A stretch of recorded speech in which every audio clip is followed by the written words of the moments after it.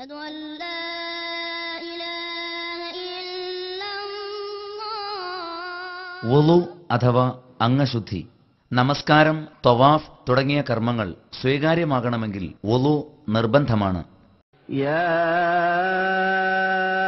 أيها الذين آمنوا إذا قمتم إلى الصلاة فاغسلوا وجوهكم وأيديكم إلى المرافق وامسحوا برؤوسكم وأرجلكم إلى الكعبين.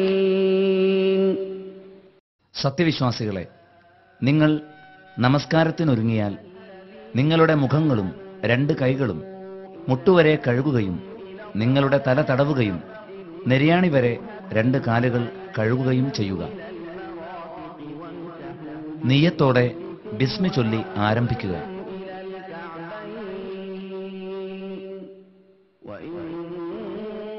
ദന്തശുദ്ധി, വുളുവിന് മുമ്പായി പല്ലുതേക്കൽ പ്രബലമായ സുന്നത്തുകളിൽപ്പെട്ടതാകുന്നു. നബി സല്ലല്ലാഹു അലൈഹി വസല്ലം അതേക്കുറിച്ച് നൽകിയ നിർദ്ദേശം ശ്രദ്ധിക്കുക. അബൂ ഹുറൈറ റളിയല്ലാഹു അൻഹുവിൽ നിന്ന് നിവേദനം, നബി സല്ലല്ലാഹു അലൈഹി വസല്ലം പറഞ്ഞു, എന്റെ സമുദായത്തിന് ബുദ്ധിമുട്ടില്ലായിരുന്നുവെങ്കിൽ എല്ലാ വുളുവിന്റെ സമയത്തും ദന്തശുദ്ധി വരുത്തുവാൻ ഞാൻ അവരോട് കൽപ്പിക്കുമായിരുന്നു. ബുഖാരി, മുസ്ലിം. ഖുർആനിന്റെയും ഹദീസിന്റെയും വെളിച്ചത്തിൽ വുളു പൂർണ്ണമായി എങ്ങനെ നിർവഹിക്കാമെന്ന് നമുക്ക് പഠിക്കാം.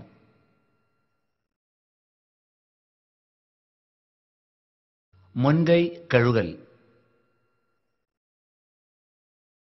ഉസ്മാൻ റളിയല്ലാഹു അൻഹുവിന്റെ ഭൃത്യൻ ഹിമ്രാൻ പറഞ്ഞു, ഉസ്മാൻ റളിയല്ലാഹു അൻഹു ഒരു പാത്രം വെള്ളം കൊണ്ടുവരാൻ ആവശ്യപ്പെട്ടു. എന്നിട്ട് അദ്ദേഹം വുളു ചെയ്തു. അപ്പോൾ അദ്ദേഹം തന്റെ കൈപ്പടങ്ങൾ 3 പ്രാവശ്യം കഴുകി. അതായത് കൈപ്പടങ്ങൾ രണ്ടും ഇതുപോലെ 3 പ്രാവശ്യം കഴുകുക. കഴുകുമ്പോൾ വിരലുകൾക്കിടയിലൂടെ നന്നായി കഴുകാൻ പ്രത്യേകം ശ്രദ്ധിക്കുക. ഇബ്നു അബ്ബാസ് റളിയല്ലാഹു അൻഹുവിൽ നിന്ന് നിവേദനം, നബി സല്ലല്ലാഹു അലൈഹി വസല്ലം പറഞ്ഞു, നീ വുളു എടുക്കുമ്പോൾ നിന്റെ കൈകാലുകളുടെ വിരലുകൾക്കിടയിലൂടെ കഴുകണം. തുർമുദി. ഒരു പാത്രത്തിൽ നിന്നാണ് വുളു എടുക്കുന്നതെങ്കിൽ പുറത്തേക്ക് വെള്ളം ചൊരിച്ചുകൊണ്ടാണ് കൈ കഴുകേണ്ടത്. ഈ ഭാഗമത്രയും 3 തവണ കഴുകേണ്ടതാണ്.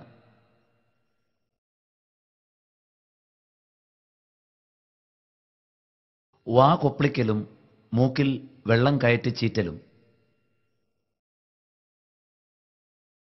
സുമ്മ മൽമല വസ്തൻസര, പിന്നെ വായിൽ വെള്ളം കൊപ്പിളിക്കുകയും മൂക്കിൽ വെള്ളം കയറ്റി ചീറ്റുകയും ചെയ്തു.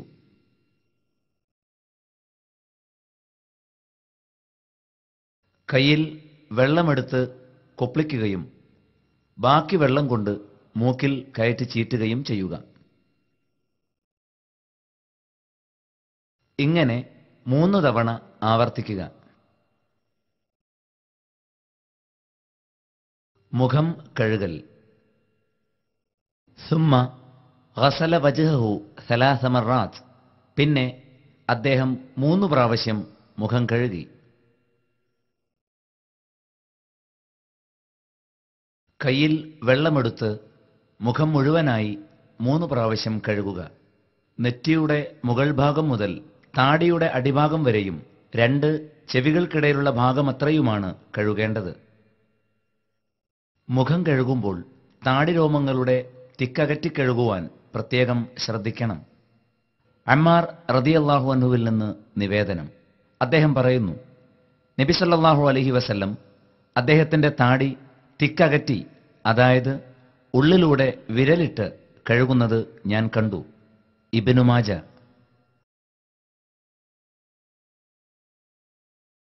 കൈ കഴുകൽ.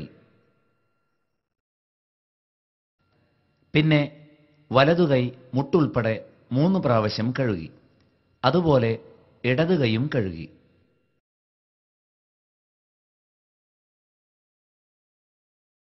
ആദ്യം വലതുകൈ മുട്ടുൾപ്പെടെ കഴുകുക. ഇങ്ങനെ 3 പ്രാവശ്യം കഴുകണം.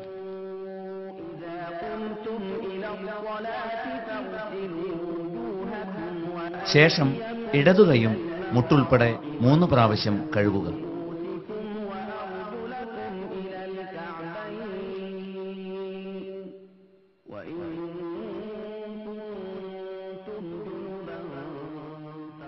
കൈകൾ മുട്ടുൾപ്പെടെയാണ് കഴുകേണ്ടതെന്ന കാര്യം പ്രത്യേകം ശ്രദ്ധിക്കണം.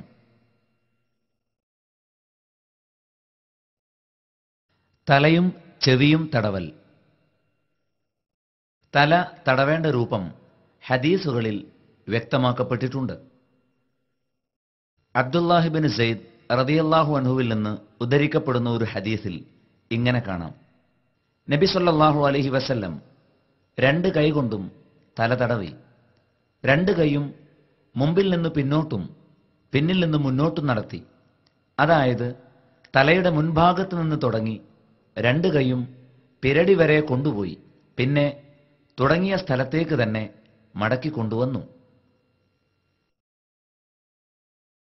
കൈകൾ നനച്ച ശേഷം പെരുവിരലുകൾ ഇതുപോലെ ചെവിക്കരികെ ചെന്നിയിലും മറ്റു വിരലുകൾ വിടർത്തി തമ്മിൽ മുട്ടത്തക്ക വിധം തലയുടെ മുൻഭാഗത്തും വയ്ക്കുക.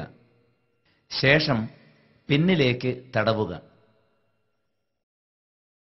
തിരിച്ച് മുന്നോട്ടും ഇതേ രീതിയിൽ തടവുക.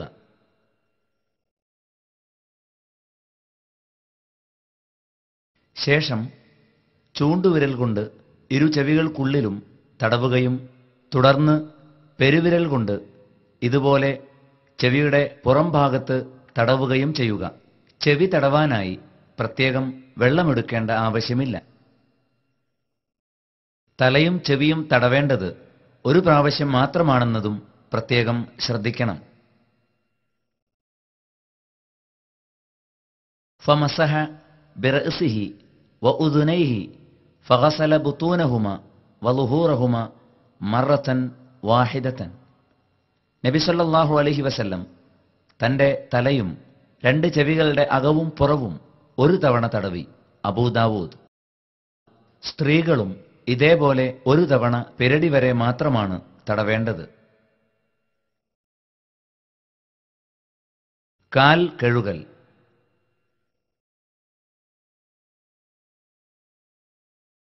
പിന്നെ ഞെരിയാണി വരെ വലതുകാൽ 3 പ്രാവശ്യം കഴുകി. ഇടതുകാലും അതുപോലെ തന്നെ കഴുകി. ആദ്യം വലതുകാൽ വെള്ളം കൊണ്ട് നെരിയാണി ഉൾപ്പെടെ കഴുകണം. കഴുകുമ്പോൾ കാൽ വിരലുകൾക്കിടയിൽ കഴുകാനും പ്രത്യേകം ശ്രദ്ധിക്കണം. അതേപോലെ മടമ്പുകളും നന്നായി കഴുകണം. ഇങ്ങനെ 3 തവണ ആവർത്തിക്കണം. അതേപോലെ ഇടതുകാലും കഴുകുക. നേരത്തെ പറഞ്ഞതുപോലെ കാൽവിരലുകൾക്കിടയിൽ നനയുന്നുണ്ടെന്ന് ഉറപ്പുവരുത്തണം. അതുപോലെ മടമ്പുകൾ നന്നായി ഉരച്ചു കഴുകണം.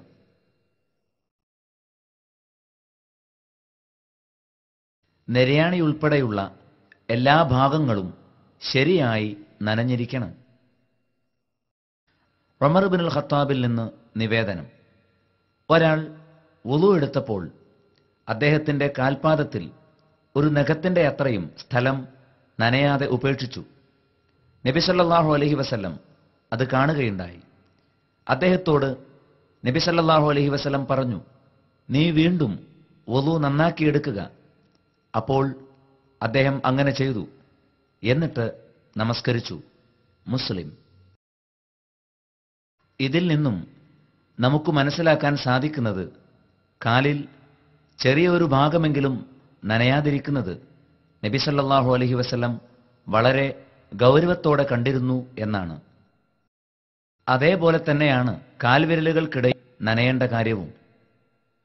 ഇബ്നു അബ്ബാസ് റളിയല്ലാഹു അൻഹുവിൽ നിന്ന് നിവേദനം: നബി സല്ലല്ലാഹു അലൈഹി വസല്ലം പറഞ്ഞു: നീ വുളു എടുക്കുമ്പോൾ നിന്റെ കൈകാലുകളുടെ വിരലുകൾക്കിടയിലൂടെ കഴുകണം.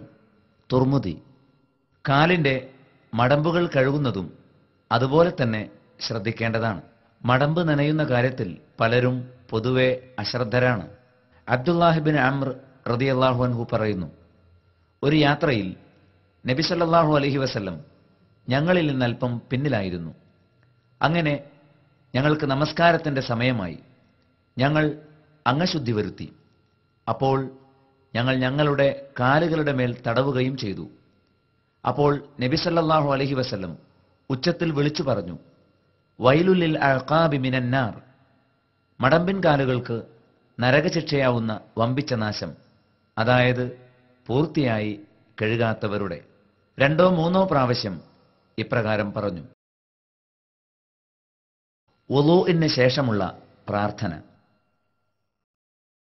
വുളൂഇന് ശേഷം നബി സല്ലല്ലാഹു അലൈഹി വസല്ലം നിർവഹിക്കാറുണ്ടായ